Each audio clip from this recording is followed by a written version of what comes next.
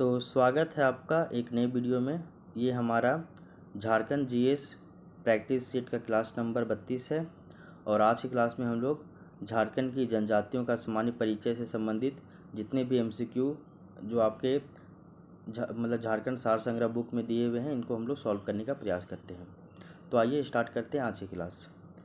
तो आज की क्लास का पहला नंबर क्वेश्चन है कि झारखंड में जनजातियों का अधिवास रहा है और ऑप्शन आपके यहाँ पे 4 दिए हुए हैं, पूरा पाषाण काल से, मध्य पाषाण काल से, नवपाषाण काल से या फिर आपके वैदिक काल से। सबसे पहले आप एक क्रोनोलॉजी समझ लीजिए। जब हम लोग इतिहास की स्टार्ट करते हैं, मतलब इतिहास की शुरुआत करते हैं, प्राचीन भारत के इतिहास, तो उसमें हम लोग देखते हैं कि जो है हम लोग पाषाण काल से स्टार्ट करते हैं, यानी कि स्टोन एज से स्टार्ट करते हैं। पाषाण काल, उसके बाद सिंधु घाटी सभ्यता, उसके बाद वैदिक काल, उसके बाद महाजनपद, उसके बाद बौद्ध धर्म, उसके बाद जैन धर्म के बारे में पढ़ते हैं। यहीं पे हम लोग महाजनपदों का उदय के बारे में भी पढ़ लेते हैं। 6ठी शताब्दी ईसा पूर्व राजनीतिक दशा के बारे में पढ़ते हैं। फिर इस तरह से करते हुए हम लोग आगे बढ़ते हैं। तो सबसे पहले जो हम लोग का टॉपिक होता है वो आपका पाषाण काल यानी कि स्टोन एज होता है। और पाषाण काल को भी 3 भागों में बांटा जाता है। एक है आपका पूरा पाषाण काल, एक है आपका मध्य पाषाण काल और एक आपका नवपाषाण काल। ठीक है। पूरा पाषाण काल को फर्दर फिर अलग से 3 भागों में बांटा जाता है। उच्च पूरा पाषाण काल, निम्न पूरा पाषाण काल और आपका नव पूरा पाषाण काल, ऐसे करके इसको बांटा जाता है। ठीक है ना। तो अगर हम लोग देखें झारखंड में, तो झारखंड में जो जनजाति लोग जो है वो आपका पूरा पाषाण काल से ही झारखंड में जनजातीय लोगों का यहाँ पे क्या है, निवास है। तो इसको आप ध्यान में रखिएगा। ऐसे इस तरह का क्वेश्चन ना जेपीएससी में ना झारखंड के किसी भी एग्जाम में पूछेगा। बस इतना याद रखिएगा कि झारखंड में जो जनजातीय लोग हैं ये आज से नहीं, बहुत स्टार्टिंग से ही पाषाण काल से ही झारखंड में निवास कर रहे हैं। बस इतना ही याद रख लीजिएगा। ठीक है। तो झारखंड में जनजातियों का अधिवास पूरा पाषाण काल से ही रहा है। विभिन्न पौराणिक ग्रंथों में भी झारखंड की जो जनजातियाँ हैं इनके बारे में चर्चा मिलता है। जैसे अगर हम लोग बात करें तो हम लोग देखते हैं ना कि 13वीं शताब्दी के ताम्रपत्र में झारखंड के बारे में जिक्र मिलता है, झारखंड का उल्लेख मिलता है। उसके अलावा अगर हम लोग ऋग्वेद में देखें तो झारखंड का जो है वो आपका उल्लेख मिलता है। और बहुत सारे ग्रंथ हैं जिसमें झारखंड को जो है वो जिक्र किया गया है। उसके बाद अशोक का जो है आपका 13वें नंबर का शिलालेख, उसमें आपका जो है वो झारखंड में रहने वाली जनजातियों के लिए जो है वहाँ पे एक शब्द भी यूज किया गया है। झारखंड के क्षेत्र को आठवीं कहा गया है और उसके यहाँ के जनजातियों के बारे में जिक्र किया गया है। तो ये सब जो है बहुत प्राचीन समय से ही हम लोगों को यहाँ की जनजातियों के बारे में देखने को मिलता है। अच्छा, इसी में हम लोग देखते हैं कि झारखंड की जो जनजाति है, जनजातियों को वनवासी कहा जाता है, आदिवासी कहा जाता है, आदिम जनजाति, गिरिजन, ये सभी शब्दों से उनको पुकारा जाता है। ठीक है। क्वेश्चन नंबर 2 है आपका, झारखंड की जनजातियों के संदर्भ में निम्न शब्दों पर विचार कीजिए।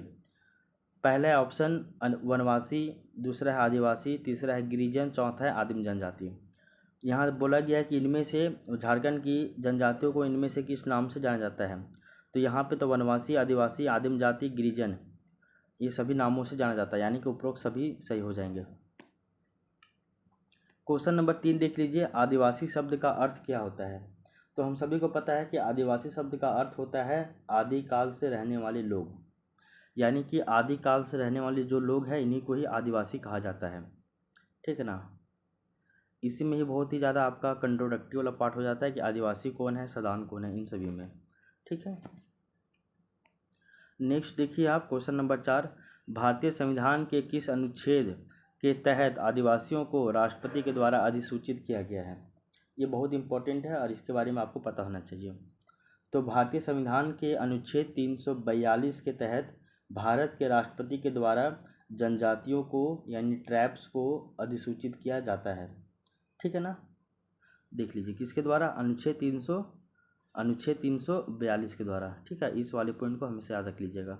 तो आर्टिकल 342 के द्वारा आदिवासियों को जो प्रेसिडेंट साहब है वो अधिसूचित करते हैं, नोटिफाइड करते हैं कि ये जनजाति है या फिर नहीं है। ठीक है। आर्टिकल 342 के द्वारा, इसको भी आप हमेशा याद रख लीजिएगा। अच्छा, क्वेश्चन नंबर 5 देख लीजिए, झारखंड राज्य में कुल कितनी जनजातियां निवास करती हैं, और इसमें आपका पुरान जनजाति को शामिल करके बताना है। तो पुरान जनजाति को अगर हम लोग शामिल करके बोले तो वो हो जाता है आपका टोटल कितना, 33। कितना, तो टोटल 33 हो जाता है। अच्छा, इसमें 2-3 कॉन्सेप्ट याद रख लीजिएगा।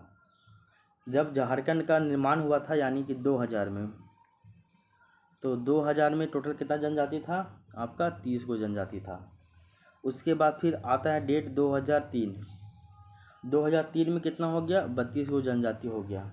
उसके बाद 32 गो हो गया, 30 से 32वां हुआ, 2 गो बढ़ा। कौन कौन 2 गो बढ़ा, एक आपका बढ़ा, इसमें देख लीजिए, वो याद कर लीजिएगा क्योंकि इस तरह का क्वेश्चन पूछा जाता है।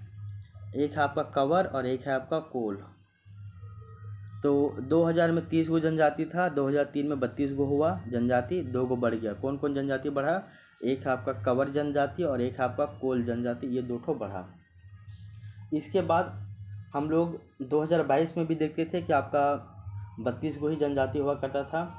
उसके बाद 2022 में ही, कब, तो 2022 में ही, 2022 में ही एक और जनजाति इसमें जुड़ गया और अब हो गया 33। और इसमें कौन जनजाति जुटा, पुरान जनजाति जो है यहाँ पे ऐड हो गया, ठीक है ना।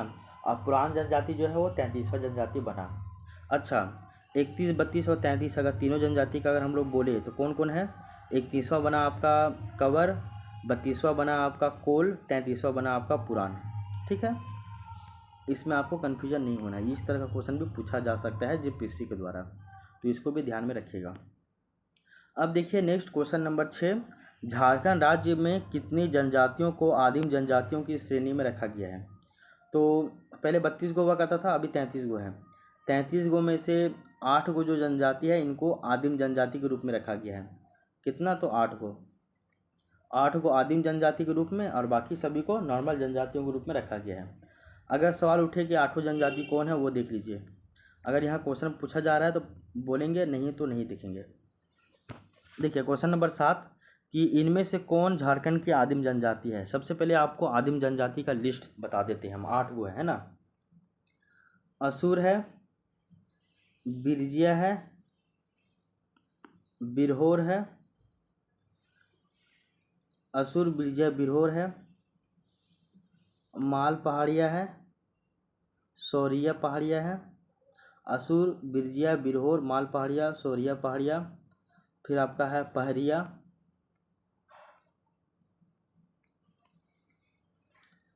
फिर आपका कौरवा, 1 2 3 4 5 6 7 गो हो गया ना। कौन कौन बोले हम, एक हो गया आपका असुर, दूसरा हो गया बिरहोर, ठीक है। उसके बाद हो गया बिरजिया, ठीक है। उसके बाद हो गया आपका माल पहाड़िया, उसके बाद हो गया आपका सौरिया पहाड़िया, ठीक है। उसके बाद हो गया आपका पहरिया हो गया। उसके अलावा कोरवा हो गया और नेक्स्ट जो है लास्ट आपका सबर हो गया। तो ये 8 को जनजाति हो जाएगा आदिम जनजाति। असुर, बिरजिया, बिरहोर, माल पहाड़िया, सौरिया पहाड़िया, पहरिया, सबर और आपका कोरवा, ये 8 जनजाति जो है आपका आदिम जनजाति है। आदिम जनजाति का लिस्ट आपको बता दिया गया, ठीक है, आदिम जनजाति का। अच्छा, आदिम जनजाति का लिस्ट देख चुके हैं आप। तो अब यहाँ पे देखिए, बताइए क्वेश्चन नंबर 7, इनमें से कौन झारखंड की आदिम जनजाति है। तो असुर है, कोरवा है, बिरजिया है, उपरोक्त सभी। असुर, बिरजिया, बिरहोर, पहरिया, सबर, कोरवा, माल पहाड़िया और आपका सौरिया पहाड़िया। क्लियर। क्वेश्चन नंबर 8 देख लीजिए, झारखंड की खड़िया एवं बिरहोर जनजाति का आगमन इनमें से किस क्षेत्र से माना जाता है। अब देख लीजिए, आगमन के बारे में बताया जाता है कि झारखंड में खड़िया और बिरहोर जनजाति का आगमन जो है वो कैमूर पहाड़ियों की तरफ से माना जाता है। कहाँ से, तो आपका कैमूर पहाड़ी की तरफ से माना जाता है खड़िया और बिरहोर जनजाति का आगमन। क्वेश्चन नंबर 9 देख लीजिए, झारखंड की जनजातियाँ इनमें से किनसे समानता रखती है, ठीक है ना। अच्छा सुन लीजिए एक पॉइंट, झारखंड में खड़िया जनजाति और बिरहोर जनजाति का आगमन कैमूर पहाड़ियों की तरफ से माना जाता है। और मुंडा जनजाति के बारे में ये मान्यता है कि इस जनजाति ने रोहतास क्षेत्र से होकर छोटानागपुर क्षेत्र में प्रवेश किया है। मुंडा जनजाति के बारे में बताया जाता है कि ये लोग पहले रोहतास जो है वो क्षेत्र में रहते थे, फिर वहाँ से होते हुए ये छोटानागपुर में आए। झारखंड में नागवंश की स्थापना में मुंडा जनजाति का अहम योगदान रहा है। उरांव जनजाति दक्षिण भारत की जनजाति थे, या दक्षिण भारत के निवासी थे उरांव जनजाति, और वो विभिन्न स्थानों से होकर छोटानागपुर में आए। इनकी एक शाखा राजमहल क्षेत्र में तो दूसरी शाखा पलामू क्षेत्र में बसी थी। किसकी? तो आपका उरांव जनजाति का। वो दक्षिण भारत के निवासी थे और ये अलग अलग रास्तों से छोटानागपुर क्षेत्र में आए, और इनकी एक शाखा जो है वो आपका संथाल परगना में बसा, तो एक शाखा इनका कहाँ बसा? तो आपका पलामू वाले रीजन में बसा। ठीक है, आगे देखिए नेक्स्ट क्वेश्चन जो है वो देख लीजिए। नेक्स्ट क्वेश्चन है कि झारखंड की जनजातियां इनमें से किनसे समानता रखती है? श्रीलंका के बेड्डा से, ऑस्ट्रेलिया के मूल निवासी से। तो किससे ये समानता रखती है, या उपरोक्त दोनों से? तो आपको पता होना चाहिए कि झारखंड राज्य की जो जनजाति रहती है वो श्रीलंका के बेड्डा जनजाति से और ऑस्ट्रेलिया के मूल निवासी से समानता रखती है, यानी कि ऑप्शन सी, उपरोक्त दोनों सही हो जाएगा। इस पॉइंट को याद रखिएगा। नेक्स्ट देखिए आप क्वेश्चन नंबर 10 कि झारखंड की जनजातियां इनमें से किस भाषा परिवार से संबंधित है? तो ये बहुत ही इम्पोर्टेंट है। तो झारखंड की जितनी भी जनजातियां जो है वो आपका उसका संबंध जो है वो आपका ऑस्ट्रो एशियाटिक भाषा परिवार का संबंध ऑस्ट्रिक भाषा फिर से बताते हैं, समझिए। ये लोग किस भाषा परिवार से जुड़े हुए हैं, ठीक ना? तो इन लोग अगर किस भाषा परिवार से जुड़े हुए हैं वो आपको बताया जा रहा है, किस भाषा परिवार से जुड़े हुए हैं। तो भाषाई आधार पर झारखंड की जो अधिकांश जनजातियां हैं वो ऑस्ट्रो एशियाटिक भाषा परिवार से जुड़ी हुई है, और साथ ही साथ द्रविडियन यानी कि द्रविड़ भाषा परिवार इससे भी जुड़ी हुई है। यानी कि दो बात याद रखिएगा, आपका उपरोक्त सभी दोनों सही हो जाएगा। यानी कि झारखंड की जो जनजातियां हैं वो किस भाषा परिवार से जुड़ी हुई है? तो कुछ जनजाति ऑस्ट्रो एशियाटिक भाषा परिवार से जुड़ी हुई है, जबकि कुछ जनजाति जो है वो आपका द्रविडियन भाषा परिवार से जुड़ी हुई है। तो दोनों यहाँ पे देखने को मिलता है। अच्छा, क्वेश्चन नंबर 11 देख लीजिए। इनमें से किस जनजाति का संबंध कुड़ुक भाषा से है? इस क्वेश्चन को जानने से पहले आप एक पॉइंट जान लीजिए, बहुत इंपॉर्टेंट है, वो देख लीजिए। क्या बोले हम, वो देख लीजिए। पहला आपको बताया जाएगा कि ये किस प्रजाति से जुड़े हुए हैं, और दूसरा बताया जाएगा किस भाषा से जुड़े हुए हैं। पी से आप प्रजाति याद रख लीजिए, किस प्रजाति से जुड़े हुए हैं, और एल से आप लैंग्वेज यानी कि भाषा याद रखिएगा, किस लैंग्वेज से ये जुड़े हुए हैं। अच्छा, प्रजाति दृष्टिकोण से अगर हम लोग देखें तो झारखंड की लगभग सभी जनजातियां आपका प्रोटो ऑस्ट्रेलाइड प्रजाति से जुड़े हुए हैं। किससे? तो आपका प्रोटो ऑस्ट्रेलाइड प्रजाति से जुड़े हुए हैं, ठीक ना? झारखंड की जनजातियाँ, अधिकांश जनजातियाँ प्रोटो ऑस्ट्रेलाइड प्रजाति से जुड़े हुए हैं। और झारखंड में हम लोग देखें तो आपका ऑस्ट्रो एशियाटिक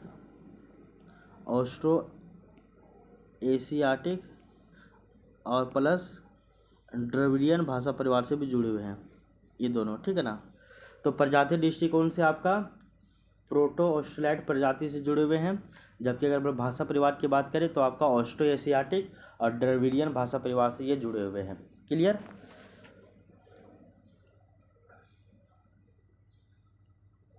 क्लियर हो गया यहाँ तक?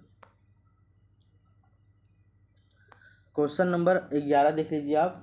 क्वेश्चन नंबर 11 क्या है कि इनमें से किस जनजाति का संबंध कुड़ुक भाषा से है? तो हम लोग जानते हैं कि भाषाई विविधता के आधार पर उरांव जनजाति का संबंध जो है वो आपका कुड़ुक भाषा से है, जबकि माल पहाड़िया एवं सौर पहाड़िया का संबंध जो है वो आपका मालतो भाषा जो कि द्रविड़ समूह की भाषा है उससे संबंधित है। और बाकी जितना भी शेष जनजाति है सभी का जो है वो संबंध ऑस्ट्रिक भाषा परिवार से है। तो 2-3 याद रखिएगा। कुड़ुक भाषा से संबंधित जो है वो आपका उरांव जनजाति जो है वो आपका कुड़ुक भाषा परिवार से संबंधित है। झारखंड के अधिकांश जनजाति वो आपका ऑस्ट्रो एशियाटिक भाषा परिवार और आपका द्रविडियन भाषा परिवार दोनों से जुड़ा हुआ है। लेकिन इनमें से जो उरांव जनजाति है वो आपका कुड़ुक भाषा से जुड़ा हुआ है, जबकि इनमें से जो आपका माल पहाड़िया और सौरैया पहाड़िया जो है वो आपका मालतो भाषा परिवार से जुड़ा हुआ है। किससे? तो मालतो भाषा परिवार से जुड़ा हुआ है। ठीक है ना। और झारखंड की शेष जनजाति जो बच गई है मतलब माल पहाड़िया और सौरिया पहाड़िया, ये मालतो भाषा से जुड़ा हुआ है, जबकि उराव जनजाति कुड़ुक भाषा से जुड़ा हुआ है। इन तीनों को छोड़कर जितने भी जनजातियां हैं सभी का संबंध औष्टिक भाषा परिवार से है। क्लियर। अच्छा, क्वेश्चन नंबर हम लोग 13 देखते हैं कि 2011 की जनगणना के अनुसार झारखंड राज्य में जनजातियों की जनसंख्या राज्य की कुल जनसंख्या का कितना है। मतलब कि झारखंड में कितनी जनजाति है। झारखंड में 2011 की जनगणना 2011 के सेंसस के अनुसार झारखंड राज्य में जो जनजातियों की संख्या राज्य की टोटल जनजातियों की राज्य की टोटल सॉरी 2011 की जनगणना के अनुसार राज्य में टोटल कुल जितने आदमी हैं, कुल जितनी भी जनसंख्या है, उनमें से जनजातियों का कितना है हिस्सा। तो देख लीजिए, हम लोग जानते हैं 3,29,88,134। तो झारखंड में टोटल जनसंख्या कितना है 2011 के अनुसार 3,29,88,134। ठीक है। अब इसमें से जनजातियों की संख्या कितनी है वो भी याद रख लीजिए। तो 2011 के जनगणना के अनुसार झारखंड में जनजातियों की कुल संख्या कितनी है, तो वह है आपका 86,45,042।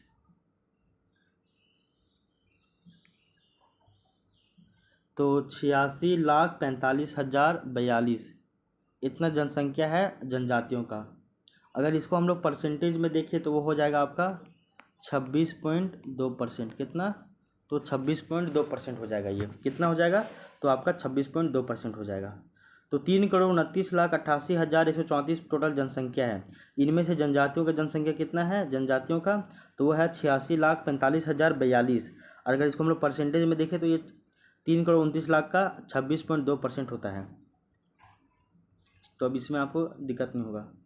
तो 26.2 ये जो बी नंबर ऑप्शन है ये सही हो जाएगा। अब आइए क्वेश्चन नंबर 14 देखते हैं नेक्स्ट। 2011 की जनगणना के अनुसार झारखंड राज्य में आदिम जनजातियों की संख्या राज्य की कुल जनसंख्या का कितना परसेंटेज है। अभी हम लोग देखें टोटल जनसंख्या में जनजातियों का जो परसेंटेज था वो 26.2% था। और अगर हम लोग जनसंख्या की बात करें तो 86,45,042 था। इसी के अलावा अगर हम लोग देखें तो हम लोग देखते हैं कि झारखंड में जो है आपका आदिम जनजाति, तो आदिम जनजातियों का परसेंटेज कितना है। देखो आदिम जनजाति जो है, देखिए झारखंड में आदिम जनजाति 8 गो है और टोटल जनजाति 33 गो है। ठीक है ना, ये भी हम लोग जानते हैं। ठीक है, आदिम जनजातियाँ जो आपका 8 गो है, अगर इनकी संख्या देखी जाए तो आपका 2,92,359 हो जाएगा। 2,92,359 इतना हो जाएगा। 2,92,359 हो जाएगा। ठीक है, इसका देखें 2011 की जनगणना के अनुसार आदिम जनजातियों की संख्या कितनी है, तो 2,92,359। ठीक है,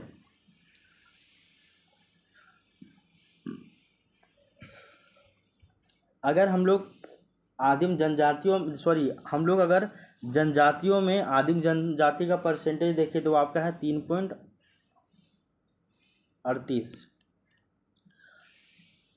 टोटल जनजातियों में आदिम जनजातियों का परसेंटेज 3.38 है। ठीक है, वहीं कुल जनसंख्या में आदिम जनजातियों का जो परसेंटेज है वो मात्र 0.88 है। कितना है, 0.88 है, याद रख लीजिएगा। तो इसका सही उत्तर क्या हो जाएगा, 0.88, यानी कि ऑप्शन नंबर ए सही हो जाएगा। तो टोटल जनसंख्या में आदिम जनजातियों का परसेंटेज 2011 की जनगणना के अनुसार 0.88% है। अच्छा, क्वेश्चन नंबर 15 देख लीजिए। 2011 की जनगणना के अनुसार झारखंड राज्य की कुल 2011 की जनगणना के अनुसार झारखंड राज्य की कुल जनजातीय जनसंख्या का लगभग कितना प्रतिशत ग्रामीण क्षेत्रों में निवास करती है। तो ग्रामीण क्षेत्रों में कितना निवास करता है भाई, तो याद रख लीजिएगा ग्रामीण क्षेत्रों में लगभग 91% जो है वो निवास करता है। फिर देख लीजिए 2011 की जनगणना के अनुसार झारखंड राज्य की कुल जनजातीय जनसंख्या का लगभग कितना प्रतिशत जो है वो शहरी क्षेत्रों में निवास करता है? तो शहरी क्षेत्रों में 9%, यानी कि जनजातीय लोग अधिकांश गांवों में रहते हैं लगभग 91%, और मात्र 9% लोग जनजातीय लोग जो है वो शहरों में रहते हैं झारखंड में। अच्छा, फिर है क्वेश्चन नंबर 17, देख लीजिए, ये भी इम्पोर्टेंट है। अच्छा, एक बहुत ही आप कन्फ्यूजन होते होंगे, जनजाति क्या है, अनुसूचित जनजाति क्या है, आदिम जनजाति क्या है, इसमें बहुत ज़्यादा कन्फ्यूज होते होंगे। आप सुन लीजिए, ये मान लीजिए पूरा ये आपका क्या है, ये आपका पूरा जो है वो जनजाति है। क्लियर? अब इसमें से ये जो है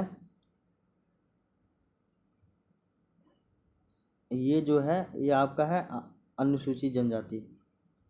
क्या है? अनुसूचित जनजाति। ठीक है।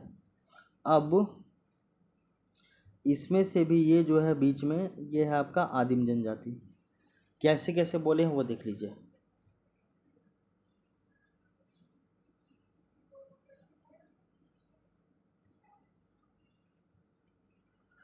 ये है आपका जनजाति,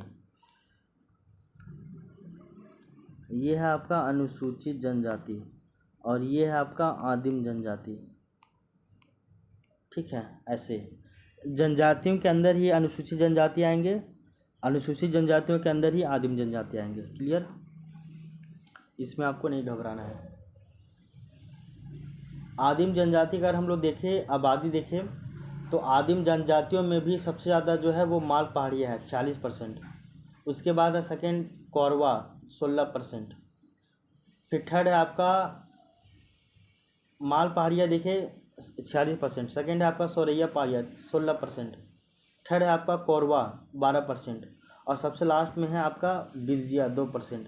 तो आदिम जनजातियों में सबसे ज़्यादा परसेंटेज आपका माल पहाड़िया का है, फिर सोरैया पहाड़िया का है, फिर कोरवा का है, उसके बाद सबसे लास्ट बिरजिया का है 2%। याद रख लीजिएगा। अच्छा, जनजातीय समाज के बारे में देख लीजिए कुछ पॉइंट। क्वेश्चन नंबर 17 देख लीजिए कि झारखंड की जनजातियों के बारे में निम्नलिखित में से कौन सा कथन सत्य है? पहला कि झारखंड की जनजातियों का समाज मुख्यतः पितृसत्तात्मक है, पितृसत्तात्मक या फिर पितृवंशीय है। बिल्कुल सही बात है। दूसरा कि झारखंड की जनजातियों में एकल परिवार की व्यवस्था पाई जाती है। तो बिल्कुल सही बात है, एकल परिवार की व्यवस्था पाई जाती है। झारखंड के जनजातीय समाज में लिंग भेद की इजाज़त नहीं होती है। यानी कि देखो, एकल परिवार लगभग सभी में पाया जाता है, केवल गोंड जनजाति इसका अपवाद है, गोंड जनजाति एंड बेंगा जनजाति। तो गोंड और जो बेंगा जनजाति है यहाँ पे आपका एकल परिवार नहीं बल्कि संयुक्त परिवार देखने को मिलती है। इसके अलावा झारखंड के जनजातीय समाज में लिंग भेद की इजाज़त नहीं है, मतलब ये भी सही है। उपरोक्त सभी कथन सही है। संयुक्त परिवार केवल आपका गोंड और बेंगा में मिलता है, बेगा में मिलता है। ठीक है। अच्छा, झारखंड के और भी यहाँ पे जनजातियों के बारे में देख लीजिएगा कि यहाँ की जनजातियों में विभिन्न गोत्र पाए जाते हैं, और गोत्र को ही कीली कहा जाता है, कुंदा, पारी आदि नामों से जाना जाता है। अच्छा, गोत्र को ही कीली भी कहा जाता है, कुंदा भी कहा जाता है, और पारी भी कहा जाता है अलग अलग जनजातियों में। जनजातियों के प्रत्येक गोत्र का एक प्रतीक चिन्ह होता है जिसे टोटम कहा जाता है। तो कीली जो है वो गोत्र को कहा जाता है, और टोटम जो है गोत्र का प्रतीक चिन्ह को कहा जाता है। और ये भी याद रख लीजिएगा कि प्रत्येक गोत्र से एक गोत्र चिन्ह, यानी कि प्राणी का हो, वृक्ष का हो या फिर पदार्थ का हो, वो संबंधित होता है, जिसे हानि पहुंचाना या प्रयोग करना सामाजिक नियमों के द्वारा वर्जित होता है। यानी कि आप जिस गोत्र से हैं उस गोत्र का एक प्रतीक चिन्ह होगा। गोत्र यानी कि किला न कीली, और प्रतीक चिन्ह यानी कि टोटम। फिर आप उस प्रतीक चिन्ह का यानी कि टोटम का आप प्रयोग नहीं कर सकते हैं, ना ही उसको हानि पहुंचा सकते हैं, वरना आपको हानि हो जाएगा। इसके अलावा जनजातियों के प्रत्येक गोत्र अपने आप को एक विशिष्ट पूर्वज की संतान मानते हैं। पहाड़िया जनजाति, माल पहाड़िया, सोरैया पहाड़िया तथा बंजारा जनजाति में गोत्र की व्यवस्था नहीं है। तो ये 4 जनजाति है, बंजारा, सोरैया पहाड़िया, माल पहाड़िया और परहिया। ये चारों में गोत्र नहीं मिलता, बाकी बात सभी में गोत्र देखने को मिलता है। ये सभी याद रख लीजिएगा। और जनजातियों में समगोत्रीय विवाह निषिद्ध है, यानी कि जब आप एक ही गोत्र के होंगे तो आप विवाह नहीं कर सकते हैं, अलग अलग गोत्र का होना बहुत जरूरी है। यहाँ की जनजातियों में सामान्यतः एक विवाही परिवार पाए जाते हैं, किंतु जनजातियों में तलाक का भी प्रचलन है और यहाँ पे विधवा विवाह का भी जो है वो मान्यता दिया गया है। इसके अलावा आप ये भी याद रख लीजिएगा कि आपका विवाह पूर्व सगाई की रस्म केवल बंजारा जनजाति में, यानी कि बोलते हैं ना कि इंगेजमेंट करना, तो इंगेजमेंट केवल बंजारा जनजाति में होता है, बाकी में किसी में नहीं। सभी जनजातियों में वैवाहिक रस्म सिंदूर और वैवाहिक रस्म रिवाज में सिंदूर लगाने की प्रथा है, केवल खोंड जनजाति में जयमाला की प्रथा प्रचलित है। देखो सभी जनजाति में शादी ब्याह होगा, लास्ट में आपको सिंदूर लगाना पड़ेगा, लेकिन खोंड जनजाति में आपको केवल वरमाला पहनाना है और आपको सिंदूर नहीं लगाना है। जनजातियों के विवाह संबंधी कर्मकांड पुजारी के द्वारा संपन्न किया जाता है, जिन्हें पाहन, देवरी, नाये आदि कहा जाता है। कुछ जनजातियों में ब्राह्मण द्वारा भी यह संपन्न कराया जाता है। झारखंड की जनजातियों में सामान्यतः बाल विवाह की प्रथा देखी नहीं जाती है, ठीक है ना, ये आपको पता होना चाहिए। इसके अलावा आप याद रखिएगा कि झारखंड में कई सारे विवाह भी प्रचलित है, जैसे कि क्रय विवाह, विनिमय विवाह, सेवा विवाह, हट विवाह, हरण विवाह, सह पलायन विवाह, विधवा विवाह, ये सभी विवाह देखने को मिलते हैं झारखंड में, ठीक है। तो यहाँ पे देख लीजिए ऑप्शन में क्या क्या है। सो पहला ऑप्शन है यहाँ मिलाना है, कौन सा गलत मिलान का चयन करना है, गलत कौन है।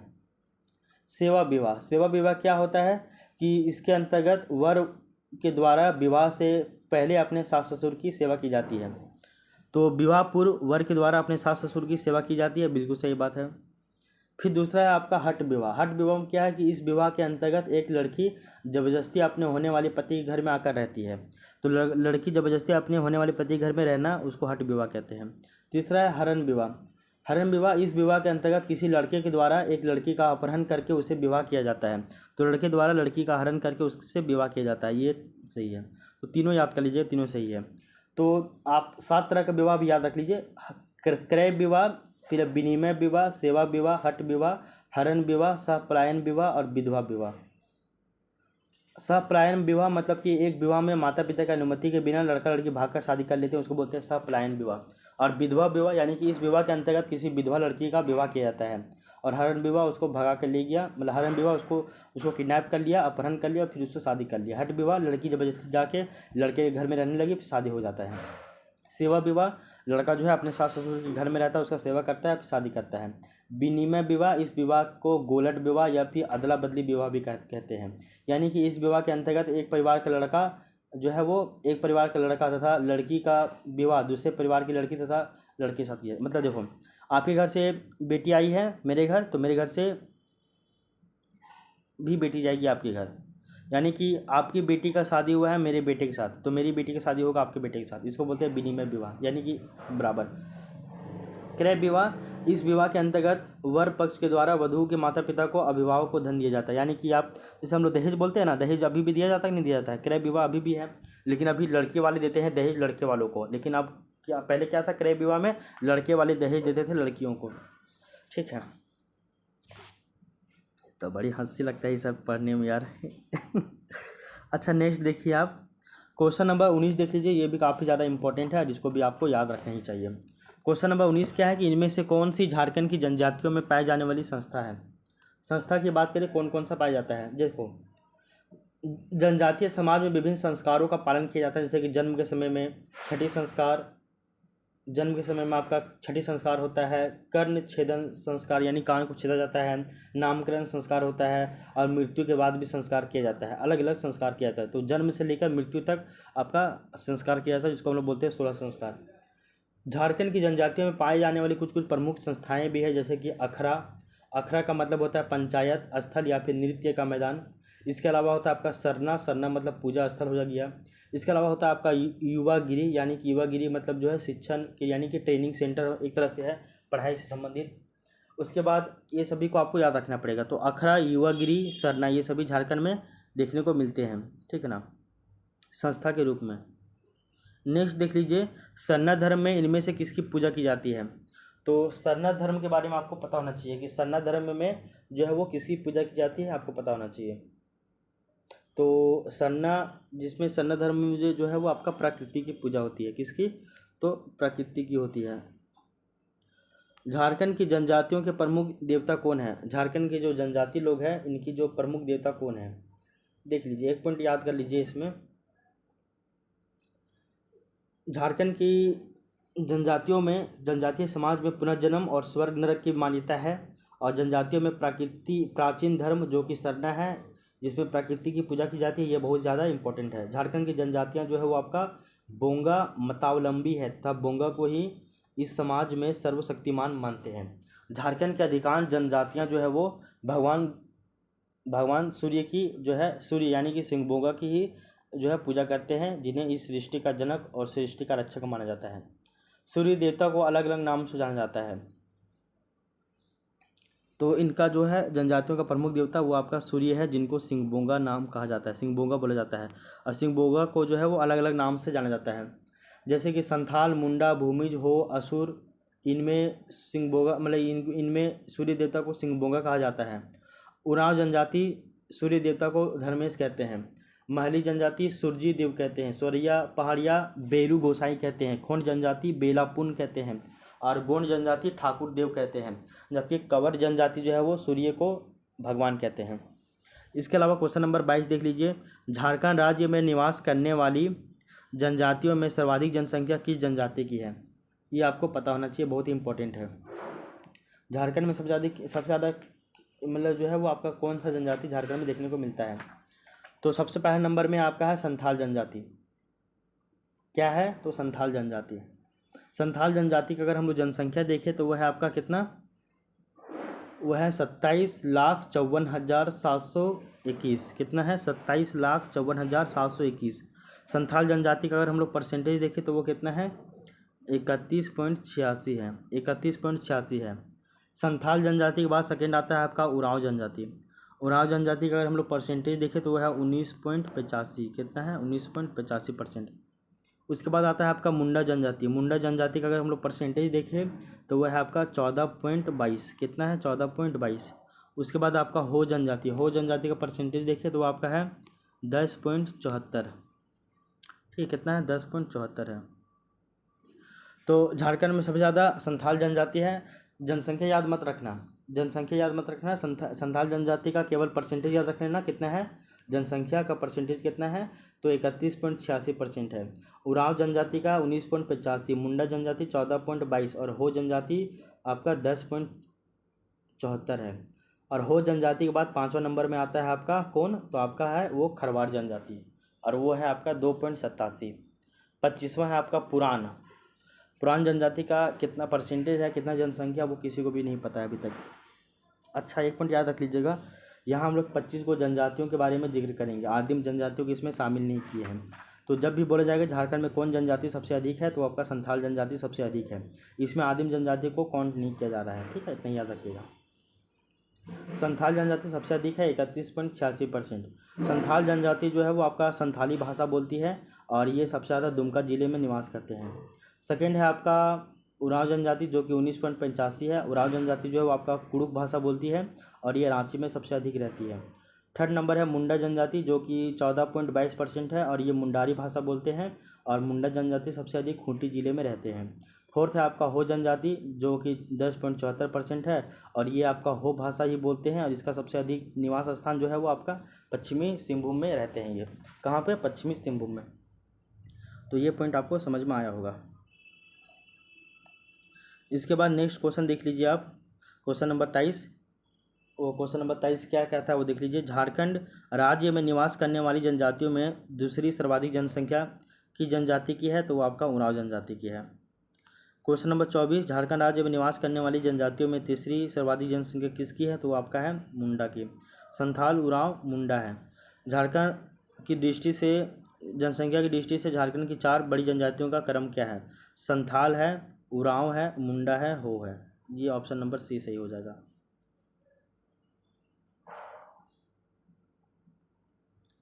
संथाल है, उरांव है, मुंडा है और हो है। परसेंटेज में याद रख लीजिएगा। क्वेश्चन नंबर 26 देख लीजिए। निम्नलिखित में से किस भाषा वैज्ञानिक ने झारखंड क्षेत्र के जनजातीय भाषाओं को औष्टिक तथा द्रविड़ नामक दो समूहों में विभाजित किया है। तो कौन व्यक्ति जो है बोले, वही बोला गया ना कि झारखंड में जो है भाषा परिवार कैसा मिलता है, ऑस्ट्रो एशियाटिक या फिर ऑस्ट्रो एशियाटिक और आपका द्रविड़ भाषा परिवार झारखंड में देखने को मिलता है। और ये कौन बोले थे, तो ये बोले थे आपके जॉर्ज ग्रियर्सन। कौन बोले थे, जॉर्ज ग्रियर्सन साहब बोले थे। तो इसको भी आप याद रख लीजिएगा, ठीक है ना, तो याद रख लीजिएगा। तो जॉर्ज ग्रियर्सन जो कि भाषा वैज्ञानिक थे, ये झारखंड क्षेत्र की जनजातियों को ऑस्टिक और द्रविड़ दो समूहों में विभाजित किए थे। कौन, तो जॉर्ज ग्रियर्सन। क्वेश्चन नंबर 27 देख लीजिए कि विभिन्न जनजातियों के संदर्भ में निम्नलिखित में से कौन सा जो है वो सही है। विभिन्न जनजातियों में गोत्र को कीली, कुंदा, पारी आदि नामों से जाना जाता है, बिल्कुल सही बात है। गोत्र को टोटम कहा जाता है, नहीं, गोत्र को टोटम नहीं कहा जाता है, बल्कि गोत्र में जो प्रतीक चिन्ह है उसको टोटम कहा जाता है। क्या बोले हम कि जनजातियों के प्रत्येक गोत्र का एक प्रतीक चिन्ह होता है, उसको टोटम कहा जाता है। प्रत्येक गोत्र में एक प्रतीक चिन्ह होता है प्राणी का, वृक्ष का या पदार्थ का संबंधित होता है, जिसे हानि पहुंचाना या इसका प्रयोग करना सामाजिक नियमों का वर्जित करना है। ये भी सही है, यानी कि ये गलत है, ठीक ना, इसको याद रख लीजिएगा। गोत्र को टोटम नहीं कहते, बल्कि गोत्र को कीली कहा जाता है। गोत्र में जो प्रतीक चिन्ह होता है उसको टोटम कहा जाता है, ये वाला पॉइंट याद रखिएगा। तो गोत्र में जो आपका प्रतीक चिन्ह होता है उसको टोटम कहा जाता है। क्वेश्चन नंबर 28 देख लीजिए, निम्न कथनों में से कौन सा कथन सही है। विवाह पूर्व सगाई की रस्म केवल बंजारा जनजाति में ही होता है। तो विवाह से पहले विवाह से पहले जो है सगाई, इंगेजमेंट, वो केवल बंजारा जनजाति में होता है, बिल्कुल सही बात है। सभी जनजातियों में वैवाहिक रस्म रिवाज में सिंदूर लगाने की प्रथा है, केवल खोंड जनजाति में जयमाला की प्रथा है। तो बिल्कुल सही बात है, केवल खोंड जनजाति जयमाला करता है। हट विवाह को हो जनजाति में अनादर विवाह, बिरहोर जनजाति में बोलो बापला तथा संथाल जनजाति में जो है वो निर्बोलक बापला कहा जाता है, बिल्कुल सही बात है, ठीक ना। तो हट विवाह को याद रख लीजिएगा, हट विवाह को हो जनजाति में अनादर विवाह कहा जा रहा है और बिरहोर जनजाति में बोलो विवाह कहा जाता है, जबकि संथाल जनजाति में निर्बोलक बापला कहा जाता है हट विवाह को ही। क्वेश्चन नंबर 29 देख लीजिए, संविधान द्वारा पारित अनुसूचित जाति एवं अनुसूचित जनजाति आदेश यानी संशोधन अधिनियम 2022 के अनुसार निम्नलिखित में से किस समुदाय को अनुसूचित जाति से बाहर कर दिया गया है। अनुसूचित जाति से किसको बाहर कर दिया गया है, अनुसूचित जाति से। तो आपको ये पता होना चाहिए, 29 का ये बी है, भोक्ता जनजाति को जो है वो आपका अनुसूचित जाति से बाहर कर दिया है, ठीक है ना। क्वेश्चन नंबर 30 देख लीजिए, झारखंड में किस प्रमुख आदिम जनजाति की आबादी सर्वाधिक है प्रतिशत में। तो सबसे अधिक है आपका माल पहाड़िया, उसके बाद है आपका सोरैया पहाड़िया, माल पहाड़िया के बाद क्या है आपका सोरैया पहाड़िया है, माल पहाड़िया के अलावा फिर है आपका कोरवा है, थर्ड नंबर में कोरवा, और इसके बाद और भी कुछ है, और सबसे लास्ट में आपका है बिरजिया। माल पहाड़िया कितना है, तो 46% है, सोरैया पहाड़िया ये 16% है, कोरवा 12% है और बिरजिया आपका मात्र 2% है। तो इस पॉइंट को भी आप याद रखिएगा, ध्यान में रखिएगा, क्वेश्चन पूछा जाता है ऐसे। नेक्स्ट देख लीजिए क्वेश्चन नंबर 31 आप, कि संविधान के द्वारा पारित अनुसूचित जाति एवं अनुसूचित जनजाति आदेश संशोधन अधिनियम 2022 के तहत इसके संदर्भ में क्या क्या है बात कहा गया, वो देख लीजिए आप।